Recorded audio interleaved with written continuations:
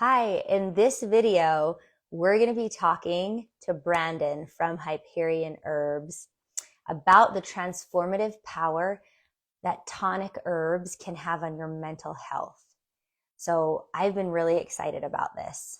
He's going to come on here in just a minute. And if you don't follow his account, you should go follow it over at Hyperion Herbs on Instagram. He's got a really cool story that I'm hoping to hear from him.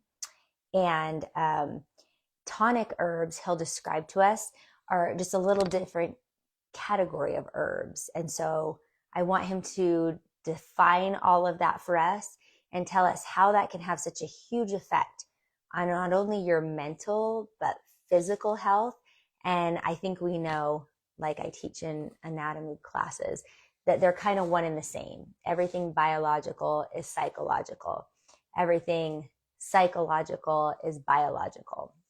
So these things kind of go hand in hand. And if you're here, tell me in the comments below what your experience medicinal or for health, or what you want to know about herbs.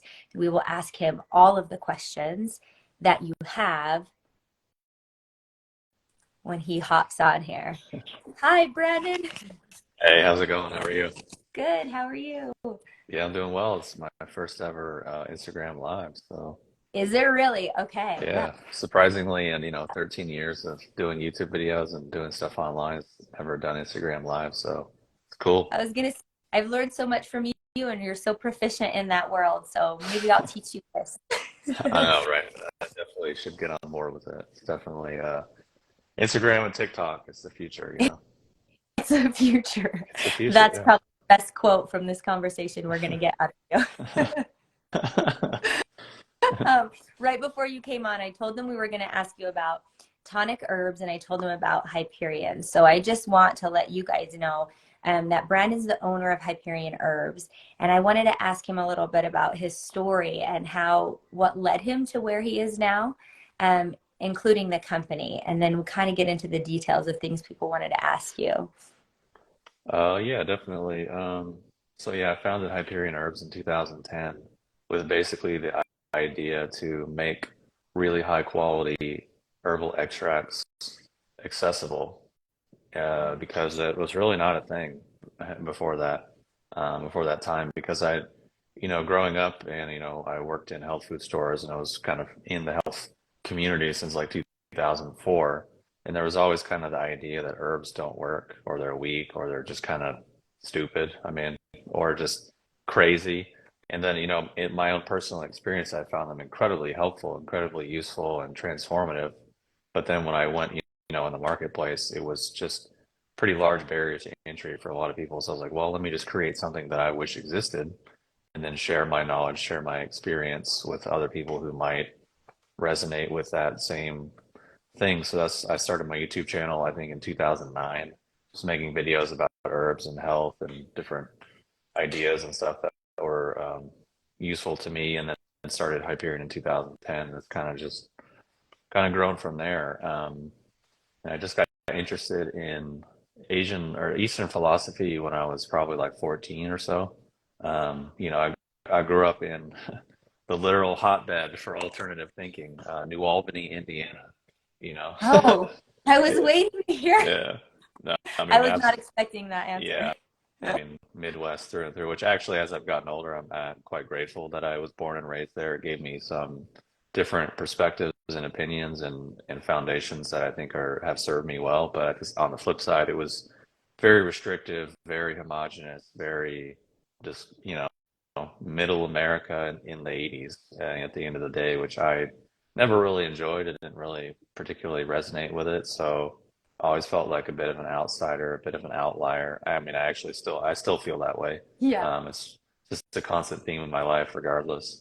Um, so I was interested in Eastern philosophy when I was maybe 13 or 14. It just called to me, it resonated, and I just followed that passion and that interest step by step. I followed the breadcrumbs. I followed whatever I could find to get my hands on and access, and try to work my way through, to the highest expressions of those ideas, the best examples of it, the most authentic examples and the highest skilled teachers and people, just because that's another core part of my personality. I just always want the best. And it's kind of, I kind of ruin myself whenever I have a hobby because I'm like, oh, I'll just do this for fun. And then all of a sudden I'm just like obsessing and I got to learn absolutely everything about it Yeah. and learn like the beginning, all the history and all the ins and outs and try to find the absolute best examples of it, which is cool, for business wise. It helps me create products, and stuff like that. But so I just followed that initial passion with Eastern philosophy and and that's basically still what I'm doing today, however many So years later. Um, do you feel like they go hand in hand? which, Like the herbs and the business and then the Eastern philosophy? yeah, definitely. I mean, it's the only, these are the only things that have really ever made sense to me Mm. in this world. And really gave me any kind of solace or meaning or purpose or comfort, to be honest, which is that's the only reason why I'm doing what I'm doing. If it didn't provide me those things, I wouldn't do it and I wouldn't believe in it and I wouldn't share it with people because otherwise there's no point. But I mean, yeah, obviously, like through my journey, it was, Eastern philosophy and Buddhism and Taoism and like very, very generic, like basic ways, like, oh, I bought a book at the bookstore, all the way working through then getting into Chinese medicine, getting into herbalism, and then meeting really skilled Chinese medicine practitioners, really skilled herbalists, really skilled practitioners of internal arts and all these different things, and just kind of trying to learn as much as I could along the way and improve myself as much as I could, and then share what I can with people either through my YouTube channel or through my main website. It's amazing. I love that. I love the philosophy and motivation behind it. It comes straight from your heart. And I think that the intention you put into the things you create make a difference, especially to the consumer. I think the consumers can tell. I'm wondering, so what was it you were trying to help yourself with in particular when you started down the herbal path? Like, was there some sort of anything you want to share there? Sure, yeah. I mean, like many people, I had, let's say, a traumatic childhood. Um, Like basically, I was not a wanted pregnancy. I was an accident to like, an 18-year-old single mom. She put me up for adoption. I was adopted when I was like 3 days old. I went home with my parents. So that's like one layer. And then my older brother, I've actually never shared any of this stuff publicly, so here we go. Um, my older brother, I was like, I'll just be more vulnerable today because, why not? So my older brother is adopted from a different scenario, but the situation he came from had a lot of substance abuse and he was in and out of foster care. So his like basic foundations were, let's just say, not good. So he was, let's just say, a destabilizing force through the majority of my childhood through violence, drug addiction, crime, assaulting me, assaulting my parents, like all these different things. So I was like another layer of like, I'm already have this sort of like separation anxiety from spending 9 months in an anxious mom that doesn't really want me. And then now in this environment with my brother who's like really unstable, but then like me and my parents are like really chill and normal. So it's like a kind of a juxtaposition.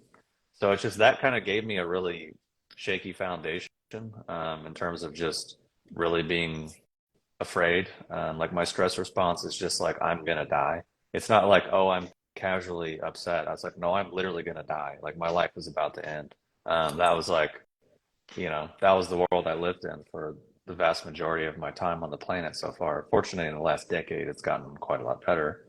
Um, so I think that was initially what I was like trying to overcome, but also just understand it.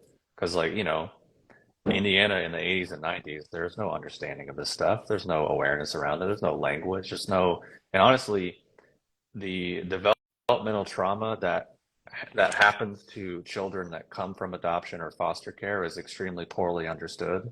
It's really, it was really only one lady, I can't remember her name off the top of my head, but she wrote this book called The Primal Wound. And she was like the first person to actually put this stuff into words and language and like tell people like, yo, this has effects on everyone involved. Like obviously the mom who, carries the child and then gives them up, and then the people that adopt them and the child and all this stuff that, we're kind of getting more awareness of in terms of like attachment theory and, like that kind of stuff. But, 80s, 90s, and 2000s, we had no recollection of those things. So I was just really trying to solve that because in addition to that, I just didn't like where I lived. I didn't like the people that I was around, didn't resonate with it, didn't connect with it, didn't want that kind of life.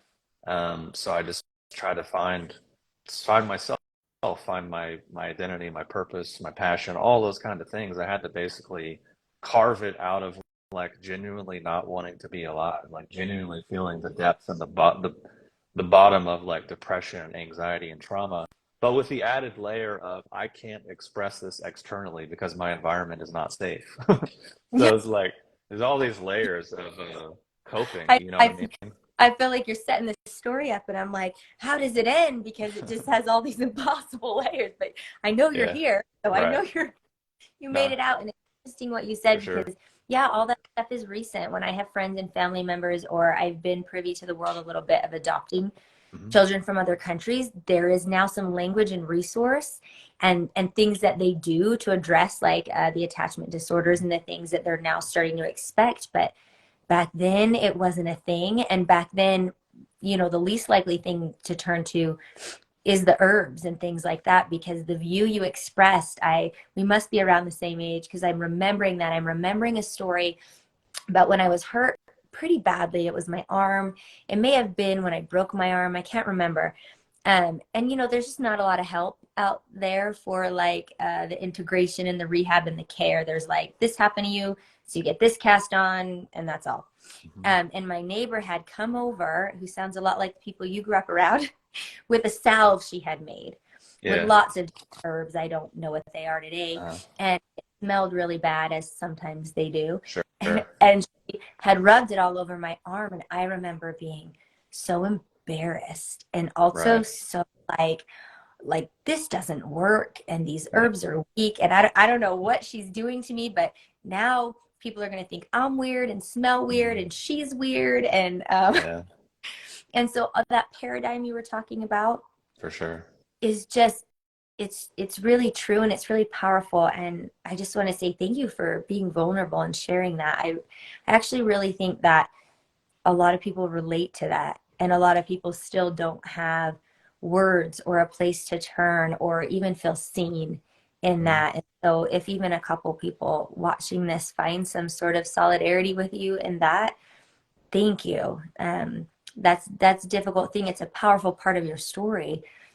And I'm wondering, when you started finding solace or help in Right. the chronic herbs, what did that look like, and how did that come to be? And a little bit about like why is that working and helping? For sure. Um, I think what part of what led me to even herbs in general, was I think when I was like, I don't know, end of high school, started getting interested in more like holistic health, like trying to eat organic, be vegetarian. Then I heard about yoga and meditation, so I just started doing that like a lot. Because I also was lucky. I was lucky that I had the internet at a young age, which gave me um, an outlet to the world that was bigger than my small town. And then I was also lucky that I worked at a library in high school and college. So I basically can I read like so much. So I was like all these yoga books, meditation, philosophy, spirituality. I just was like a sponge. I just soaked it all up. And so then I think I was already like, at that time probably sitting for like an hour or two a day and then doing like 2 hours of like asana practice like every day. Like I was just militant and obsessed and dedicated because I'd also grown up playing sports. So I always had that mindset of like, well, if I want to get good, I got to practice. I got to put in the hours. I got to strive. I've always had that sort of competitive, and I still do. It's definitely it's part of my nature. I can't get away ever. Everything is a competition. But I just try to compete with myself now rather than other people. I like So yeah, it's better that way. So somehow online through being into eating organic and vegetarian and whatever, found something about tonic herbs being used for people that are on like a spiritual path or whatever. And I was like, yeah, that sounds a lot more interesting than like dandelion's good for your kidneys, or like chamomile will calm you. Like just the other kind of stuff I'd heard about with herbalism, I was just kind of like, meh, like it's not that yeah. interesting. It's cool, but that's not really pulling me. I'd heard about reishi, for example, and I was like, yeah, that sounds like something that's that's for me. So then I just started making teas out of it and tinctures and very like humble beginnings because I had no money.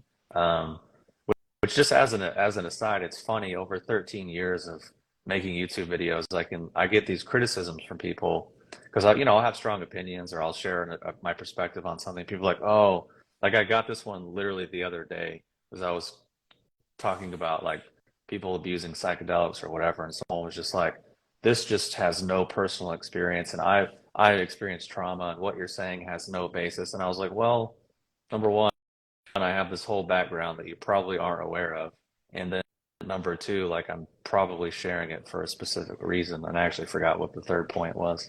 Um, uh, but anyway, so yeah, it just led me to reishi, and then this is used for people who are trying to meditate and whatever. So I bought it. Oh, that was the other thing I was going to say is the vast majority of my life I had literally no money. Like I remember for most of my adult life I lived off of like $300 a month, and I didn't know I was poor because I thought I was rich because I had kombucha and stuff. I was like, oh man, I'm living large. I have like reishi mushrooms and kombucha. I didn't realize like I was actually in poverty. Um, but like I had fast internet, a computer, and reishi, so I was like, yeah, I'm good. Well, Um, yeah, today those are the same signs of wealth. yeah. Um, so yeah, reishi was just like, oh, something, a light bulb went off, and then when I started taking it, it just it just started to give me a sense of equilibrium and centeredness that I hadn't really experienced before, and it really it actually reminded me of some of the positive aspects that I had noticed when I used to smoke weed. I noticed on the positive side, it would give me like a different perspective. I could zoom out from myself and my situation and get a different perspective. On the flip side, I was paying a price to my adrenals, my nervous system, plus the legalities and all the other things. It's like, I just can't really justify this because the pros and the cons don't stack up. But then when I got on ratio, I was like, this is just all pros and then way more on top of it, no side effects, whatever. Especially combined with meditating and being self-reflective, it just was like amazing. And I remember, I can remember the exact moment where certain things in my brain actually turned on. Like, because at a certain point, I had always been extremely quiet, extremely reserved, shy. Honestly, I think I was legitimately on the spectrum, but it just wasn't a thing when I was a kid. Like, for most of my life, I just did not understand socializing at all. Like, it was a complete mystery to me. Um, and I couldn't articulate ideas. I couldn't, like, there was just this big gap between, like, here's what's in my brain and here's what's going to come out in the external world. It's a massive gap. So I remember in college, I gave this presentation in some Eastern philosophy class, and I don't even remember what it was, but I remember my teacher being like, "Can you stay after class?" And I was like, "Ah, shit, man! Like I must have really gone too far this time." Because I was like, I don't even remember what it was, but I was equating these Taoist concepts with like some quantum physics stuff and a bunch of other theories that I had read about, which now is kind of like colloquial and trivial, but in like 2004, it was not the case, especially in New Albany, Indiana, to a classroom full of like, uh, you know, hard right-wing Christians. So she was just like, It fits right in there between evolution and yeah, you know, the there's dinosaurs. it's like, oh, this is the hippie guy. He's weird. Yeah. So anyway, she invited me to actually her house to like meet her Reiki teacher and like her Buddhist teacher and all this other stuff. And I was like, oh, cool. But What? yeah, but this was like 2004, and I was like just getting into this stuff. Okay. And this lady actually, she was super cool, and I remember the exact moment she asked me a question about like cacao, raw chocolate, which was something that I was like passionate about at that time. And I remember I gave like a 30 to 40 minute whole overview dissertation on that subject from the very beginning and then throughout history, the usage, the application, the phytochemistry, all these different things. It just laid it all out. And she was just like, what in the world does it happen? Like, I've never heard you say more than 5 words. And there's this whole thing. And I'm just kind of like, I don't know, man. It just came out.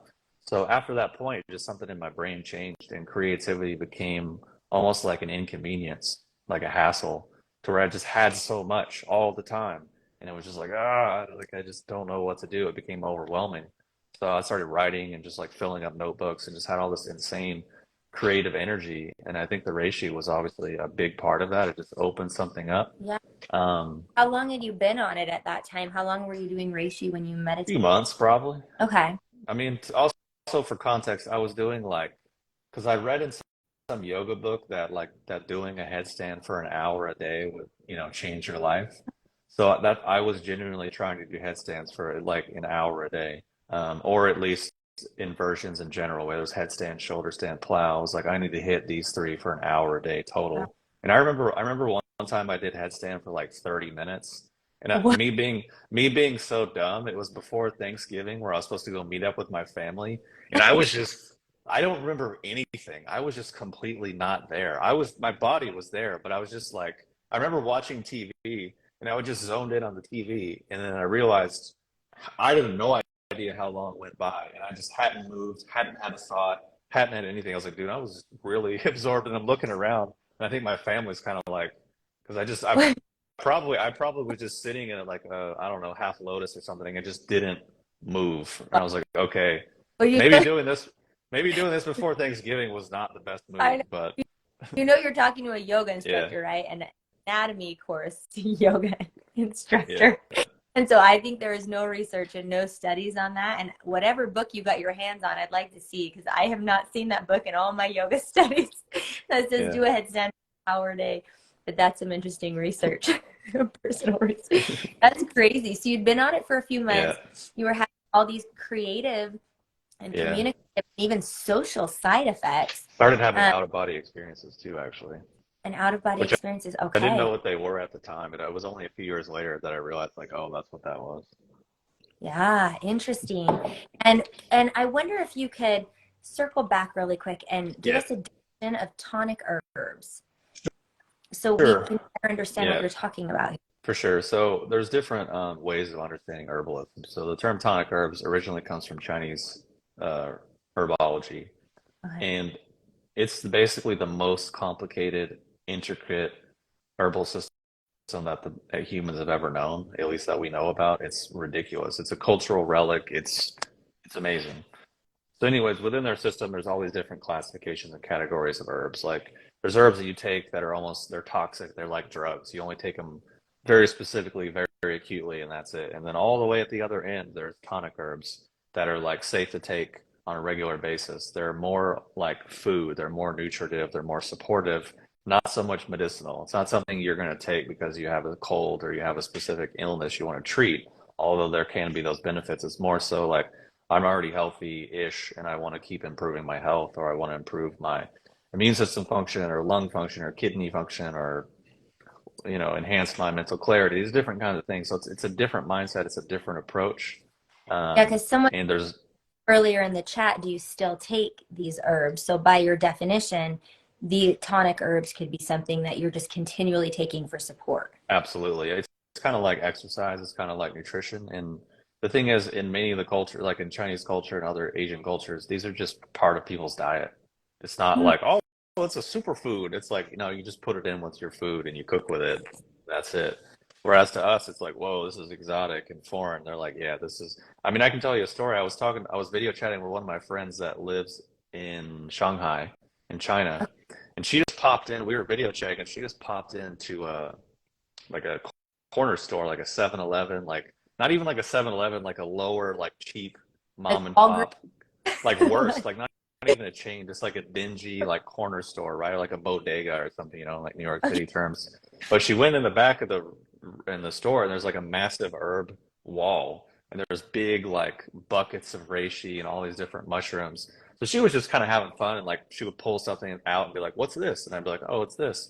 Pull some out. What's this? And we went through like 20 different herbs, and I had a pretty high success rate. She was like, "Wow, it's crazy. You know all this stuff." Like, this is just kind of where she said the grannies come. The grannies are the aunties. It's where they come and they just get stuff and they cook with it, like put it in soups and stews and broths, because in their mind, it's just what you take to support your health. It's Yeah, not necessarily like, oh, it's a crazy, exotic, unique superfood. It's just like, yeah, right. this is good, and you should do this because it's really nutritive and going to support your health and your immune So you're system. And that. You're in that population. You're one of the grannies and the aunties.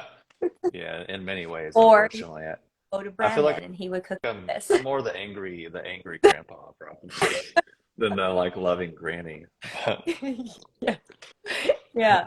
I love that. Thank you for clarifying that. I For think sure, that yeah.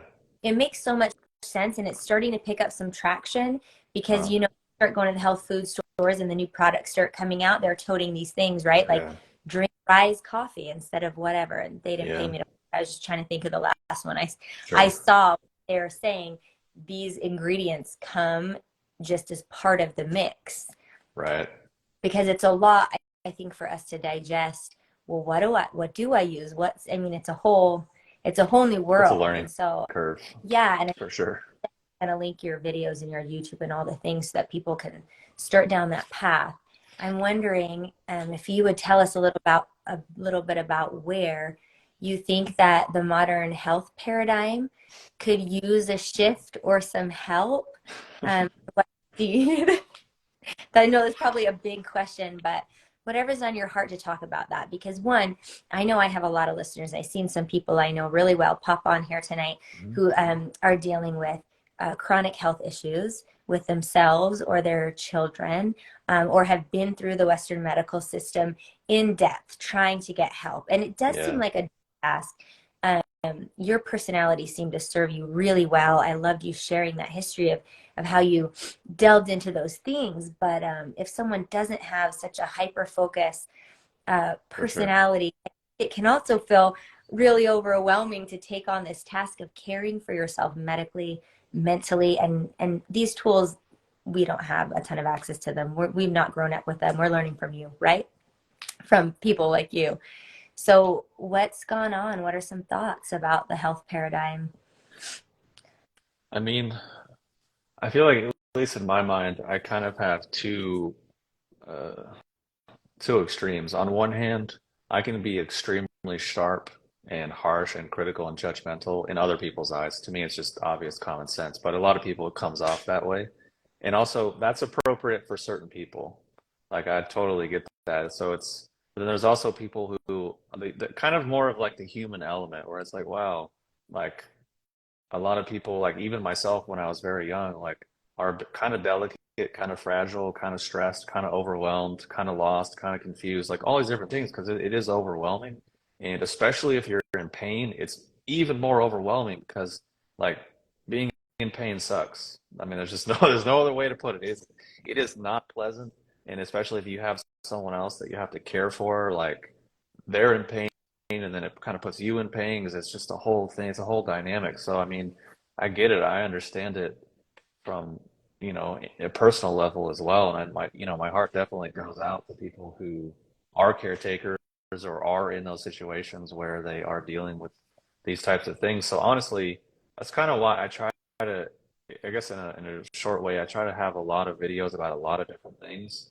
And then I let people just contact me. If they have something specific, I can say specifically this or specifically that because you can generalize and then sometimes it becomes difficult to generalize because it's like each person's at a different place and might need something differently. So I kind of present my channel and my products and stuff as like choose your own adventure, but also you can ask me for direction because I completely understand it's absolutely overwhelming.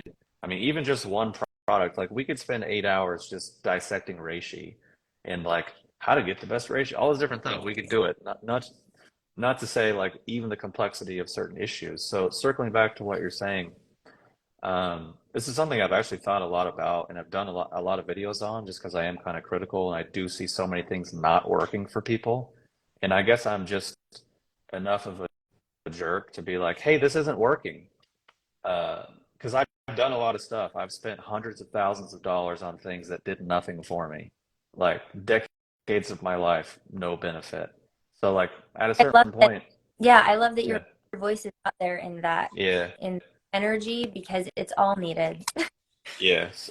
And also too, like a lot of the stuff that I said 5, 10 years ago, it was true. At the time, people didn't want to hear it, and they still don't, but it's still true. It's still accurate. Um, just par for the course. But anyways, getting back to your question, I think one of the biggest things, and again, you kind of have to take it with a grain of salt because for what I see for a lot of people, just in a general sense, and for myself, the biggest thing that kept me stuck is kind of lying to myself in a lot of ways about what I really thought and felt about myself or a situation. And that could occur for a lot of different reasons. But why I mention that is because there's stages of like drama that we basically create for ourselves.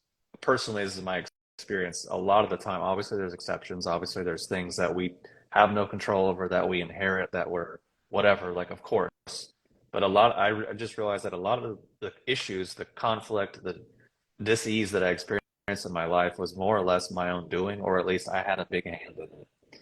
So a lot of the reason why that occurs is because there's something we don't want to admit, we don't want to face, we don't want to acknowledge, and we want to then build all these coping skills, all these mechanisms, all these defense mechanisms. We go to all these extremes, take all these substances, stimulate ourselves to avoid whatever that thing might be, which to me, as I've gotten older, I'm more like, oh, that's uncomfortable and unpleasant. Let me just go right into that. Like, that's fine. I'm comfortable there. But like, I realize not a lot of people are. And honestly, just in this past few days, I've made multiple people cry just in conversation because I realized, like, oh shit, I'm completely comfortable in this world and I can rattle off like 15 different things about this. And they're way back at point one, just like crying. And I'm just like, oh, okay.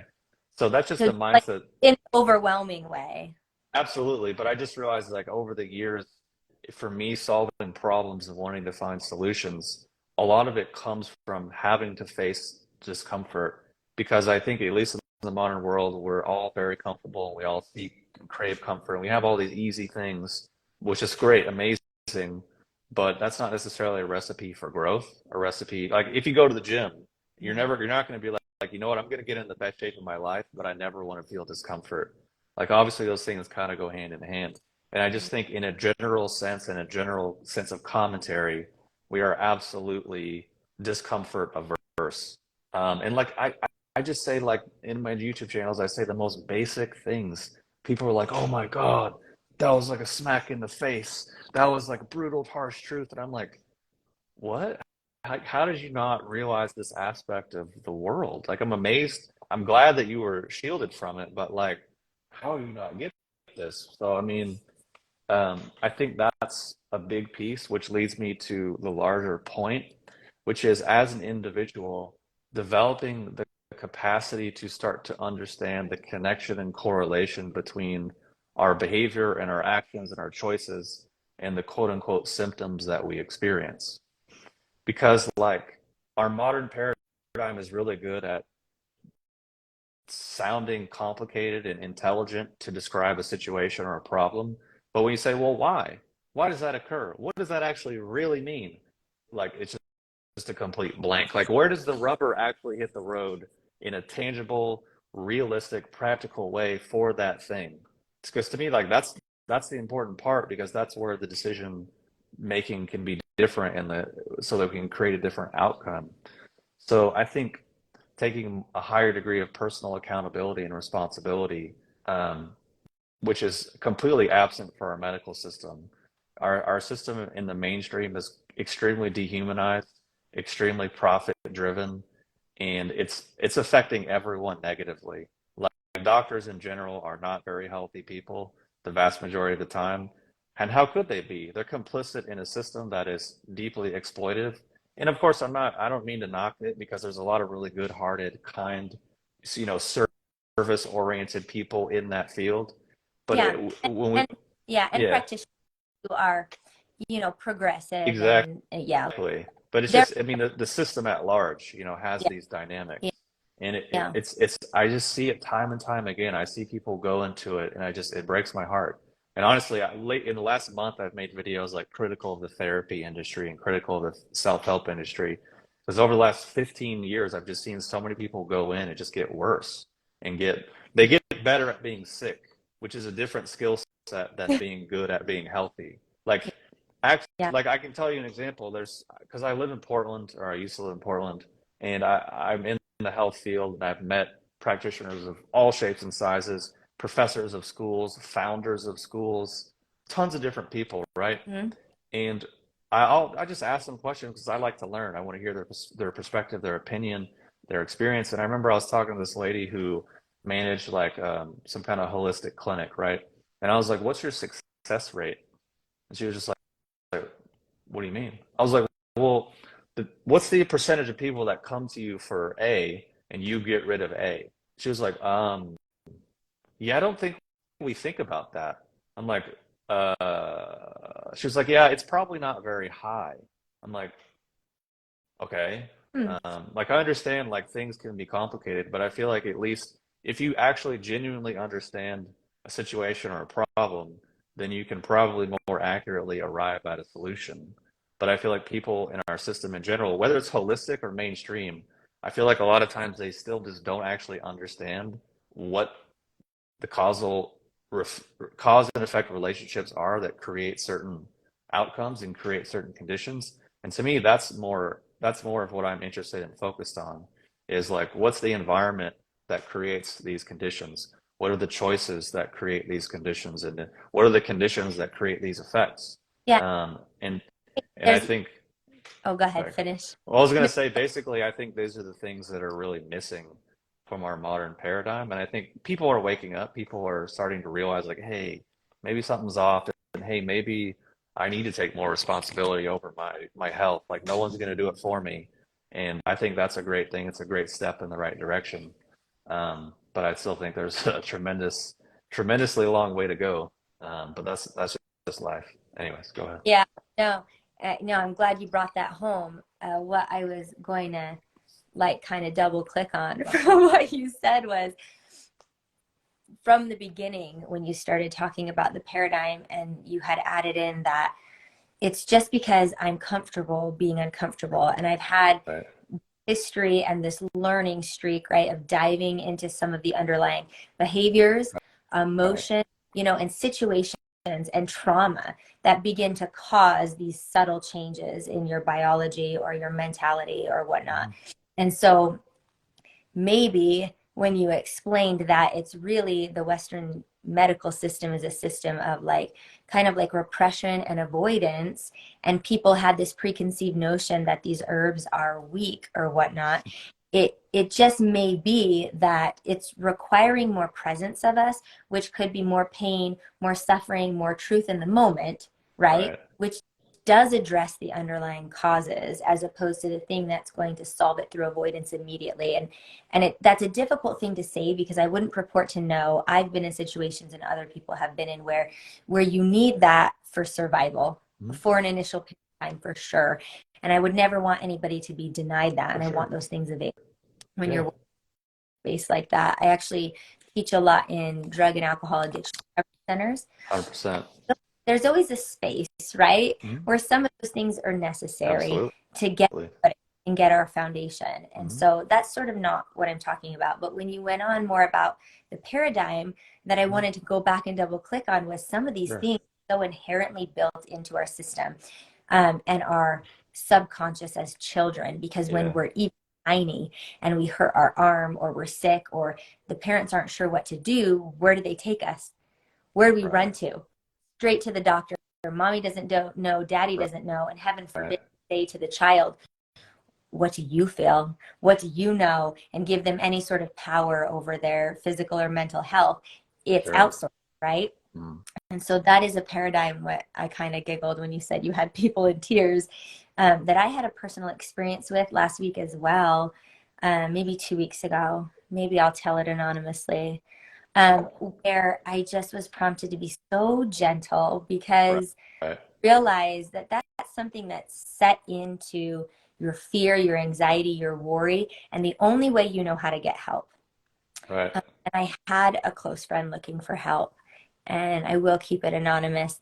And she had been through several things that weren't working, several years of things that weren't working, but then also kind of like sparked that, like the people who start listening to you or watching your YouTubes kind of sparked this, like, she's like, I want to look for a natural path. And I don't even Mhm. think she really knew fully what that meant. But Mhm. I think it was this idea that you said people are starting to shift and be like, Mhm. is there something else? Is there another paradigm? Is there something else I Right. can participate in? And maybe I can't even consider that I'm going to address these harder things, but maybe I want to go in that direction. Um, and so I was just very gentle and supportive. And it For was sure. still pretty set in this paradigm of pay us hundreds of dollars a month, and it's going to take me a really long time to heal you, and all of these things that were causing a lot of fear and anxiety. And we finally got an appointment with someone I really respect and trust. And it's funny because she is like an 80-year-old grandma that goes Yeah. to the, or she's one of those people that you aforementioned. Mhm. And she did a test and it presented an underlying problem. And she talked to her about a lot of these other things, um, like fatigue and what you're going through in your life and maybe emotional roots and all these things, and prescribed her several Mhm. herbs, prescribed her some of these things. And basically at the end of all of this, when it was sort of just set back in her hands, like her sovereignty and her health and all of these ideas were just kind of set back in her lap, and I was able to witness that. You could see sort of the realigning and the confusion, but also like the power, and just also like that, what does this feel like? And then she asked, well, when do I come back and see you? And the grandma doctor lady said, well, what, hopefully you don't have to.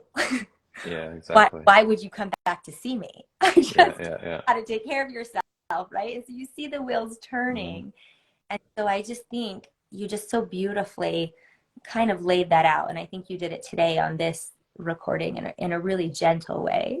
So thank you for that. For sure, yeah. Yeah. Yeah. And okay, so here's the next For thing that sure. I really get your thoughts on and Mhm. hear about your experience. So once you get there, and maybe you're using tonic herbs, and maybe you're taking just a different approach that you feel called to heal yourself, Mhm. then you start getting into these this emotional intelligence, right? Right. The processing of the trauma and a lot of these Eastern philosophies. So I really want Mhm. to know what you've been participating in, and how that's worked for you and what you think can help. Yeah. I feel like to contextualize some of what you were saying, I think part of what helped me is, and also probably shaped uh, my outlook, is that like a lot of my early teachers and mentors are quite direct. Okay. Like they're like I can remember one guy in particular. I remember the first time I saw him. He was a really pretty good Chinese medicine practitioner. This was my first time ever doing anything with Chinese medicine. Um, well, went into his office, no intake, no questions, no conversation. He just showed me to the room, instructed me. I got on the table. And he walked in the room and he was like, yeah, yeah, you know the thing about with you is you don't need treatment. You need reprogramming. And I'm like, huh? Oh Like, no. what are you talking about? And he just spent the next 90 minutes like dissecting my entire identity and my life experience and all these things. And I'm like, what? I'm like, how do you know all this stuff? It was like maybe a little bit uncomfortable. It was like I've never seen someone completely, and it took me about a year to get comfortable with it, to just go in there and everything I say and put forward, this person just absolutely cuts through it. And I was just kind of like, ooh. But I was like, this sucks, but this is good. Like this is something I need to follow. And I've had a few other people that, one guy that was a mentor is one of the most intelligent people on the planet by far, like upper echelon of intelligence. So I've just been lucky to have people like that that kind of shaped my opinion and my perspective on things. So that's why I just try to kind of pay it forward a little bit. Um, and then I'm trying to remember what your actual original question was. Well, I'm a little bit interested Oh in yeah, these modalities. yeah, Like, were yeah, those chiropractors or energy workers, or like I know some stuff because I read some right. stuff about you, Sure, like sure. about Qigong and Qigong, some yeah. other Qigong. Yeah. Sorry. And That's then, that's all good. I mean, basically, what I've realized over the years is that the deeper I go into those types of modalities, is the deeper they automatically change my outlook, and also the more I'm in conflict with like everyone, because it's a completely different approach. Like, for example, life is normally like this, and then this is more going this way. It's like pump the brakes, stop, and we're going backwards. Whereas everyone else is like, oh. So it just, but basically to simplify that, what I mean is it gets to a much, uh, it's more about subtraction and release and removal than it is addition or building more layers. It's how do we build less layers? Which is why so many of the stuff that I say in my videos is like simplicity, removing, uh, because what I see a lot, that a lot of people will go down so many different rabbit holes, and life seems very complicated, and emotional things seem so complicated, and our belief systems seem complicated, and our relationships seem complicated, and our relationship to ourselves is complicated. All these things, we're just like, oh my God, what do I do? And I felt that way for many years. And then what I realized, and actually what I had teachers had told me for however many years, and I just didn't hear it because I was like, ah, nah, that's not true. And I eventually realized, like, oh yeah, actually, all that I need to do is develop more comfort and ease within myself, and that all the emotional stuff, whether it's anxiety, depression, fear, trauma, whatever, it all kind of goes away because ultimately they're all different shades of discomfort. And actually, within Chinese medicine, within Chinese the thought, we only have five emotions. That's it. We're not complicated creatures. We're basically barely a one notch above apes. Like that's their idea of what we are as humans. So What are I the didn't. options? Uh, they're all negative actually. Like Oh, they don't have a very good view. Yeah, basically within Chinese medicine, they view all emotions as pathogens. Um, hmm. they're not saying it's that's a whole other rabbit hole which we don't shouldn't go down because We it's don't put hours of stuff. down But the it's yes. just that's the idea is, and the why they say that is every emotion pulls you off of center, and either stimulates an organ system, it stimulates one organ system and depresses another organ system, which stretched out over a long enough period of time, you develop disease because an organ system becomes overworked or underworked or whatever. So basically, the five emotions are fear, uh, like sadness, grief, which is it's those are the words, but it's actually more of like a sense of loss, which that's kind of what grief and sadness are when you peel it back is like a sense of loss. Um, so fear, sense of loss, worry, anger, anger slash resentment, bitterness, which those are all flavors of the same thing. And then joy, which that one always confuses people because it's like, wait, I thought joy is positive, and it's Yeah. like it is definitely, but also it can it can actually really destabilize people as well. And actually, according to their thought, none of us have joy because children have joy, and the process of growing up removes it from them because that's just part of growing up and being an adult. Otherwise, you're walking around hitting your head on things and you're just completely clueless because that's what being in joy is. Um, but also the idea within their idea, that's not a finite concept. There's processes of evolution and development that we can go through as we become healthier, as we become better people. Emotions are replaced by other things. That's a whole other I thing know that, we have people in the comments saying go down the rabbit hole, but I yeah, do find that fascinating because in my studies in relationship right, with Hinduans, right, yeah, then it's kind of like the idea of samadhi, and that's the idea of you know joy and sorrow sitting in the same place, so that when you're judged on the balancing, or the measurement after you want to come up even, you want to come up in that middle point. And so it's not that those things like carry any inherent goodness or badness, but it's that the chasing after them, or the negative feedback loops, or the appearance or feelings of lack because of them, what they yeah, causes the patterns that are not in alignment, with samadhi and inner peace. And they actually say, like, on a vibrational scale, right? Because I do sound therapy, when you start going up the actual like scientific hertz of vibration of an emotion, you'll get up there, right? The anger and depression is lower, the shame, the guilt, and you definitely have happiness and joy higher. But the right, highest is apathy. And we like to use the word peace because it sounds more lovely, but what it means and what it's equal to is what you're saying. It's the apathy. So yeah, it's in, I didn't know about the Buddhist yeah, on that. yeah. So basically, as I've gotten healthier and gotten deeper into the practices, I actually have less emotions. Like I don't. I mean, actually, I it's weird because I can experience more. I can be Yeah. moved. I can be moved by something more strongly, whether it's art or music or a movie or empathizing with someone else. But like, I also just have less, and especially like my emotional range is like, this didn't go the way I thought it should, so I'm annoyed or frustrated, or like I might lose this thing, so I'm slightly afraid. That's basically it. Like, it's Essentially, pretty, is your reaction is less, like the inflammatory response to the emotions is it's less. basically just the more your identity it dissolves, because ultimately within Chinese medical thought, your identity is the cause of disease, because it's the overemphasis of certain emotions over others, which removes you from a neutral position, which destabilizes your system. And that's why I say it puts me at odds with basically most people.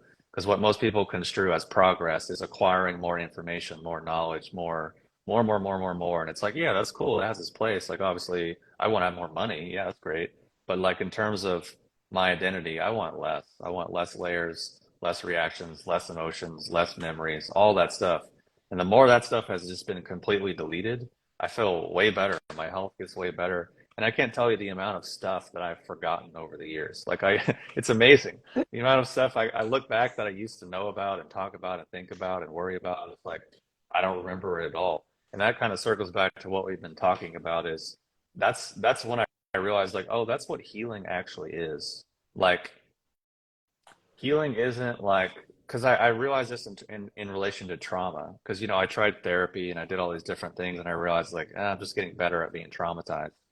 So what I realized is that basically like um, what healing wasn't being like I'm carrying this suitcase of 30 years of my knapsack of 30 years of experience and I'm comfortable carrying it so I'm healed. I realized healing was I don't even fucking remember carrying that. Like it's kind of like I sliced off my fingernail. I don't know if you can see it, but I cut off like 3/4 of my fingernail like a couple months ago. I aside from telling you this, I never think about it. It healed and I moved on with my life. I don't wake up every day and be like, thank God, my finger. I'm just kind of like, sweet, I gotta get on with my life.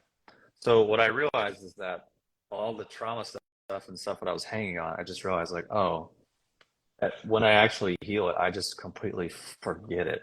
Like it's just like, oh yeah, that did happen. Oh yeah, I remember. Oh yeah, my brother did like throw me down the stairs when I was 11 years old and whatever. I was like, oh, I kind of forgot about that.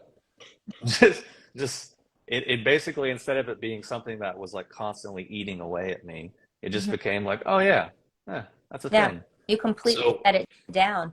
And someone had commented on yeah, here and said, yeah, wow, what an incredible transition from earlier when we just got on and you had some vulnerability and some things about living in a state of, I'm literally going to die every time you're triggered and yeah. something happens, to just this sense of wholeness. Yeah, but And it's just only a side effect of getting more skilled at doing things like Tai Chi and mm, Qigong. It mm, was not necessarily the aim. It's just a side effect of skill acquired in those disciplines.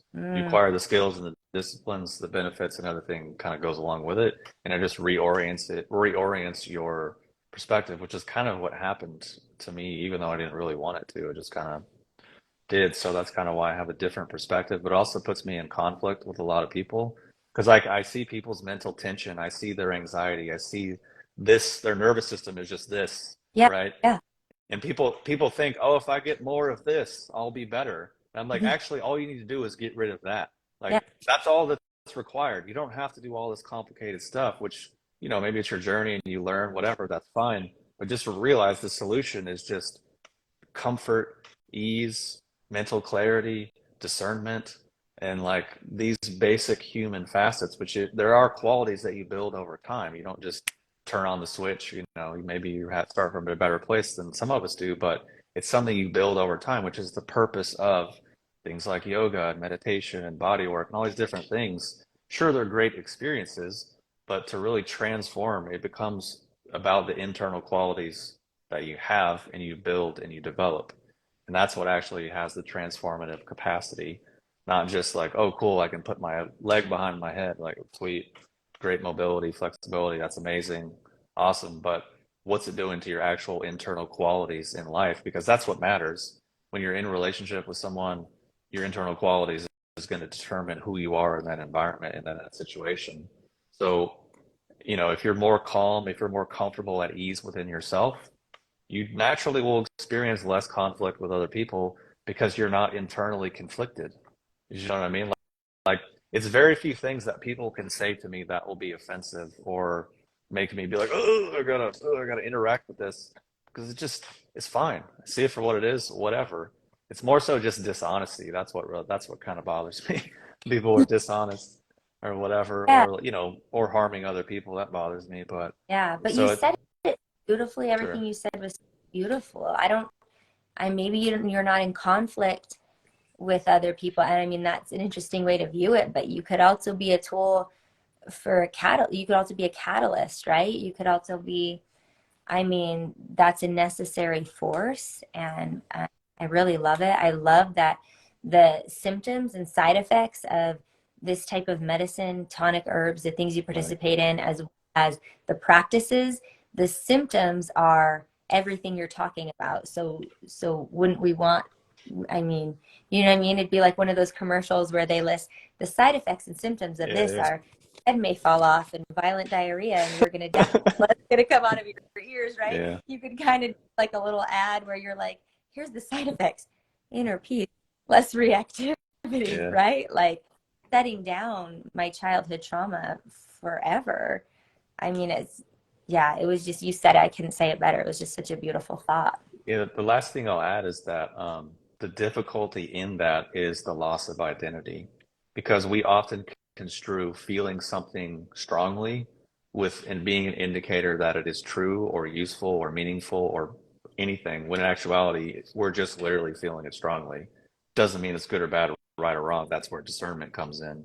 And I think, at least in modern times, we are addicted to novelty and stimulation, and we think that is progress, when in actuality it's just novelty and stimulation. Um, and really, yeah, it just comes back to that process of letting go, which that's the difficult part, because that's how we know ourselves. It's how we feel comfortable. It's how we feel secure. It's how we show up in relationships. So how the rubber hits the road is people can start to reflect within their own life where they meet conflict internally and externally. And that's just an amazing exploration, because it's a lot more than people probably think. Because what I realized, at least for myself and for a lot of people that I know, the vast majority of our identity is just fight or flight response in various forms. I mean, obviously not the extent of it, like loving your dog, loving your kids, like that's not your fight or flight response, like okay. But like a lot of the ways in which we show up and relate to the world is just some aspect of fight or flight. Which it's crazy to me that people don't realize that. Like I'll meet people that are get super angry and upset about some social or political thing, Yeah. and then turn around and be like, I'm all about kindness and compassion. I'm like, you're literally living in conflict. You're creating more conflict every waking moment you're alive, but then you tell yourself you're doing the opposite. And I'm like, that's confusion, my friend. Like, how do you not realize the conflict that you're living in and creating? So at least for me, that was a very useful thought process, and it still is, to realize like when I'm in conflict with myself or another person, why? What is this? And then follow it back. What is this? What is really behind this? What is this really for? And it's amazing. In the beginning, it can be vague, it can be whatever, but eventually it's like sometimes in the moment you realize, oh, this is actually just about this thing. So you're like, you can just be like, oh, okay, I don't have to do this again. It's fine. And it gives you this higher degree of understanding within yourself, but also for other people. Because if it's invisible in you, it's probably going to be invisible in other people, and vice versa. Which I could just that's another rabbit hole within itself. But I think in terms Yeah. of practical things that people can do, I think that's a very useful thing to start to peel back some of the layers of the identity. Because a lot of the time, um, at least for me, from what I realized, is from having so much trauma, I just kept recreating it, kept recreating conflict, because it was like the conflict felt comfortable, because my nervous system was like, yeah, yeah, yeah, this is how we normally feel. Yeah. But it's like, so to be able to unpack that, at least for me, I had to use my brain, because it's like people are like, oh, we're modern, advanced human beings. I'm like, are you really? I mean, are you really using this amazing opportunity that you have, or are you just live in a world of constant confirmation bias where everyone that you hang out with agrees with you, you follow points of view that agree with you, like, or are you actually developing this tool that we have that can be very useful to actually solve problems? That's what it's for. It's a problem-solving device. So like, I just see, people use it and they, you know, look at themselves in the mirror and be like, "Ugh, I hate the way my neck looks," or "Oh, my hair looks stupid." They use all these different things. It's like, okay, maybe just direct it towards something more useful and practical, like solving problems, lessening conflict, lessening suffering, and these different kinds of things. But that's me. I kind of think being judgmental and critical is a good thing. I just think people misunderstand it and misuse it. There's a time and a place. It's just like in the same way, there's a time and a place to be very motivated and goal oriented, and there's also a time and a place to chill and let go and not be striving. But it's like as an intelligent human being, you gotta have both. Um, so I hope that makes some You sense. know what? It really does. And it really is. And that comes all back to the discernment as well. Yeah, I guess thank you for leaving us with that thought too. sure. And tie it all back Mhm. in. It feels like we covered two or three subjects, but it all feels so applicable as part of the whole. And anywhere we found some thoughts or tools that was kind of like, I could go there and start considering coming out of some of the paradigms, or, Yeah. finding some tools where the symptoms will just be, the side effects are just going to be some healing and some Mhm. expanded awareness.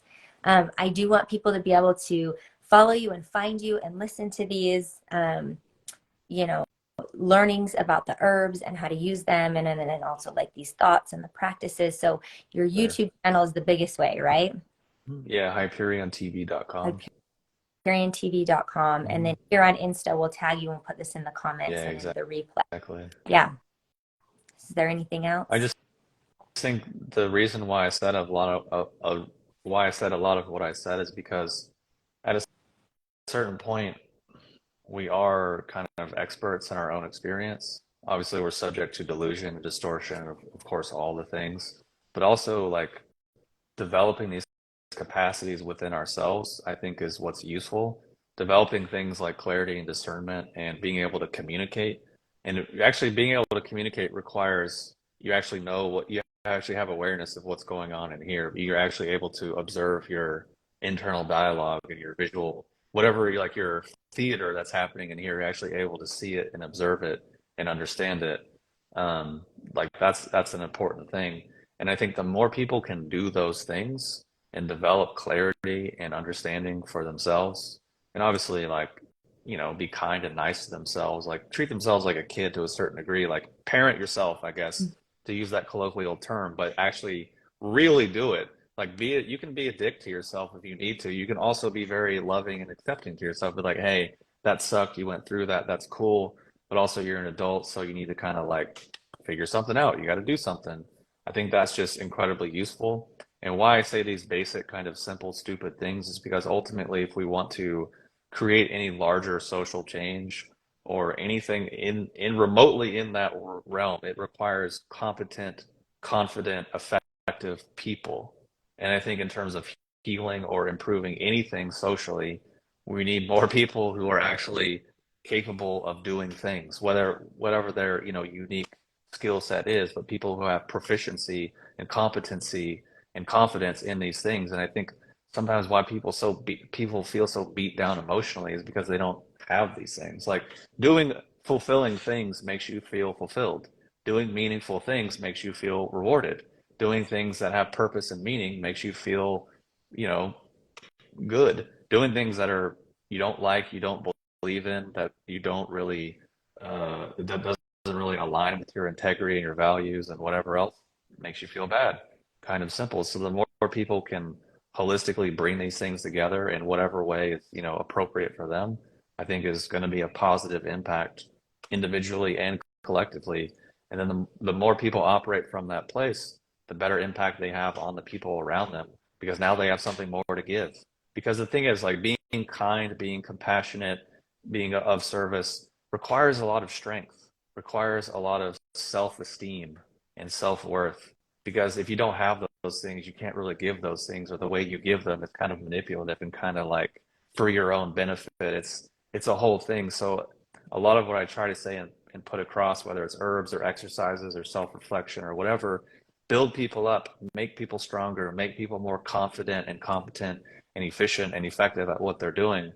And then they can apply that in life. And then, you know, that's just a better outcome than just, I don't know, spending 30 years like wallowing through all of the misgivings of your life and doing tons of drugs and whatever else is like kind of trendy now, which just kind of like leads people towards whatever else, whatever other outcomes. I just think basically the world we're heading into is not really going to have time or space for those things that we used to be able to get away with, because the sheer pressure that we're all going to be under in terms of social upheaval, the massive influx of information, all these things. It's like now is the time to kind of get our shit together, more or less, because honestly, it's good for healing, but it's going to be a necessity. We're going to see more and more people over the next 5 to 10 years absolutely get shredded, absolutely lose grip on reality, and absolutely have like breaks. Just because that's just the way things are going. So it's really behooves all of us to start really planting the seeds and developing some of these specific mental qualities that will only be very beneficial to us as things move forward. Um, I love so yeah, that's yeah, Yeah, I couldn't agree more. And I just love how beautifully you said it. And I'm just so grateful that you'd be willing to spend some time with me and with us. And people are going to get to hear this again. So thank you for that. Thank you for your thoughts, and thank you for your support in the community and the things that you're teaching and doing. I'll link all the ways to contact you below. And then I'm going to repost this on all the podcast sweet. platforms. So yeah, I'm just glad to know you, and I'm glad we're connected now. So.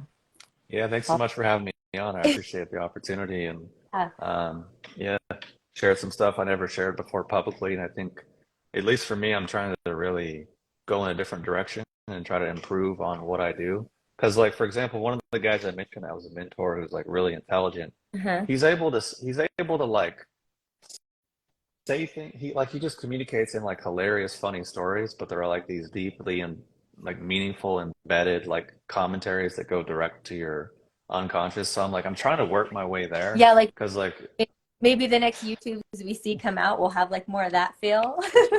I mean I don't know. I feel very competent at being like the sharp sword, but also um I don't know. I'm just trying to I'm just always trying to evolve and grow and improve, like regardless. I'm just a perfectionist, so Same. see where it goes. But I yeah, feel that. great. I feel that on a soul level, and I think that what you gave us today was just beautiful and perfect, and I appreciate you. So thank you so much. Yeah, thanks for Okay. having me on. I really appreciate it. We'll see you later, Brendan. Bye. All right, have a good one.